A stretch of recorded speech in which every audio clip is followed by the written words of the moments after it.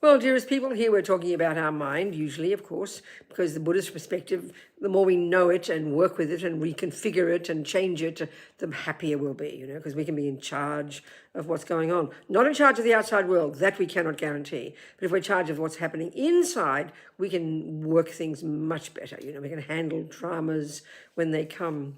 So there's various things in the mind that are a problem. We look at the emotions as we talk about the attachment, anger, the jealousy, the anxiety. These are pretty intense. But there's other things too that are so built into us we don't even notice.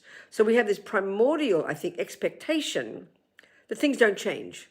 So when good things happen, we desperately want it not to change. But of course, we so want it that we believe it. We actually put a lie on top. We will be together until we're 80, you say, when you're in the midst of your first stages of your love life, And, I finally found happiness. This job is the best job in the world. Finally, I found my right job, So what's happening is it's wonderful to find good things, have relationships. But what happens is because we are so attached to it, we can't bear the thought of it changing.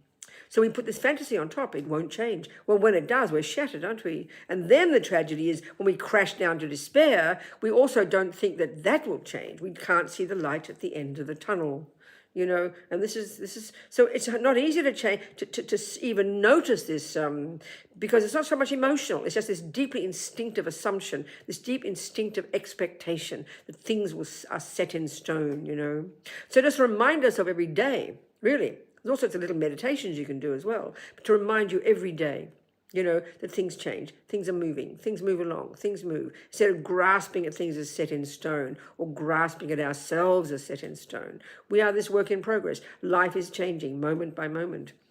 Getting in touch with that makes us more flexible and less neurotic, actually, and therefore less suffering. But you've got to look inside deep to see this, and act and work with it.